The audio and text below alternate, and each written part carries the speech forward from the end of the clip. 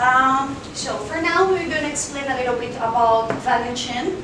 Before I start explaining about Briscoe value chain, just quickly brief what it means. In this case, it's a diagram which is divided by activities or maybe departments of the company and how they work together to achieve profit margins. Okay.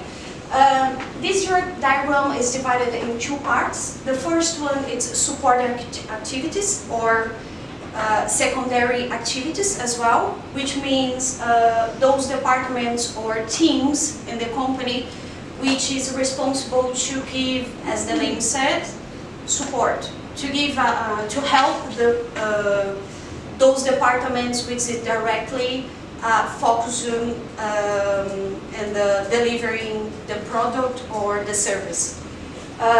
So for the support activities, we have infrastructure, human resources, technology, and procurement. For Briscoe's, in infrastructure is the focus, the Briscoe's focus in infrastructure is to have a large footprint in the whole country. So they have over 60 stores. Between most of them, it's Briscoe's, which is homeware, and what is the Rebel Sports, which is clothing goods. Yeah, it's the third one, but it's not too famous. They have only 2 stores. It's Living and Giving, which is homeware as well, but it's a kind of highest level of product. It's more expensive. So the mainly brands of Briscoe's and focus on infrastructures are Briscoe's and Rebel Sports. For human resources, Briscoe's, they have a good relationship with the HR. They provide scholarship for their employees and for their children as well. So this is a good idea for human resources. It's a way to motivate it, to give motivation for their employees to keep working there and maybe to develop a new skills, maybe to growth and create a career within the company. In case for technology, it's, as Julian said before, is something they have a lack. They have to improve. It's something they have technology, but it's not enough to be the best one. It's not enough to be in the first one channel of technology, to provide a good website or to provide a good communication with its customers. For procurement, it's the department responsible to negotiate with the suppliers, the best suppliers. In case of Briscoe's, we have huge companies, suppliers work together in a partnership with Briscoe's. This could be considered as a differentiation with the competitors. Example, nowadays Kmart and the warehouse, they usually works with the cheapest one, low cost marketing strategy, which means poor quality, make something is not for long duration, long lasting for the consumers. In case for procurement, they focus on to create a good relationship with the best suppliers into the marketing. The secondary, so those 4 departments, they are responsible to give a support to help the operational departments to achieve a good profit margins. The main idea, the main departments are those 5, which is the inbound logistics, which means the suppliers. As I said, procurement is responsible to creating this good relationship with the inbound inbound logistics. Briscoe's already implemented, have already implemented loss prevention programs, which means they order its products based on demand. So if the customers goes in the stores and they realize that those specifically products is giving more demanding for the company, they with this implementation, with this how can I say system of prevention of loss, they know what they have to buy more for the next months. They can forecasting their stocks, the inventory.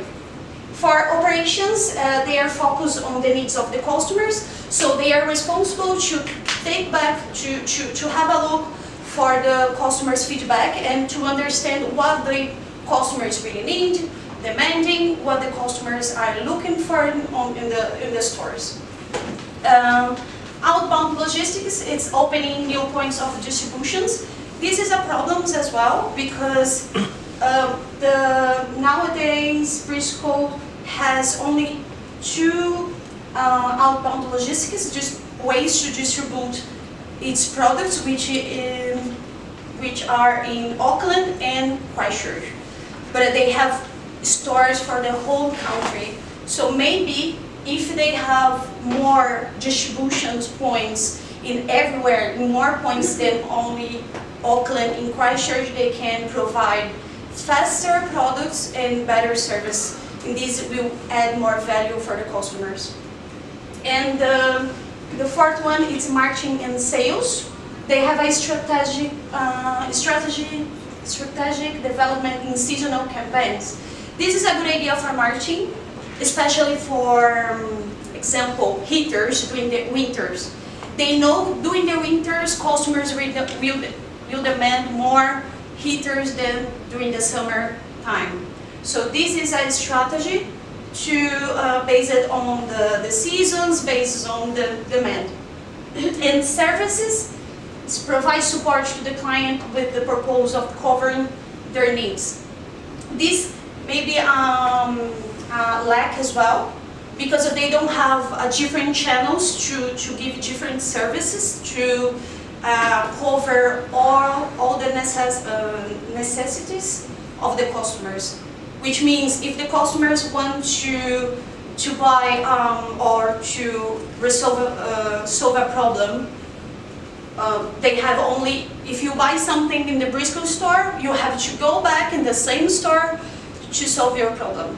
So this is a problem in service. Maybe if they created different channels or connected channels, if they have a new marketing strategy with all the channels is together and integrated, will be better to provide a good service, fast service, and add more value for the customers. The next one is our SWOT analysis. It's our SWOT analysis. As I said before, the strengths of Briscoe's is they offer exclusive range of brands. If compared with those competitors, Briscoe, the Warehouse, and Kmart, they don't offer different brands. If you want something with more quality, Briscoe's is the best place to find out. They also offer large format in stores, extensive footprint in New Zealand, and they have quality in suppliers. The opportunities on the marketing is, as they have been doing, is store expansion. They are opening new stores everywhere to be easier to find Briscoe's name everywhere. Also, it's an opportunity to entry into Australia marketing. If they go to Australia and they start opening their stores in another country as Australia or maybe Asia, will be a good competitor with Alibaba, or in case for Australia is Kmart, because Kmart is from Australia. Maybe it will be better to increase profits, but also they will have to create a new strategy about competitors because we become stronger in this case. So weaknesses for Briscoe's is about communication and the digital media, the channels which they provide services for the customers. Other thing, they have to upgrade the stores. I don't know if everybody here have been in Briscoe stores, but some of them looks like old, and so maybe this could be a weakness. Maybe if they created a good environment, in-store experience with something more innovative, more technology. With more technology will be created an in-store experience better, and this will increase its profits as well. Also weaknesses, they have a problem with employees, especially not about scholarship, because this is a good thing, but they don't have a rewards career for the employees. This is a weakness as well. And the trust, it's they already realized that they have to improve its channels, its online communication with the customers, and because they can lose marketing if they still doing as they have done. Because Alibaba and Amazon, or even TradeMe, they can with this online trend, technological trend, they can earn more marketing than Briscoe.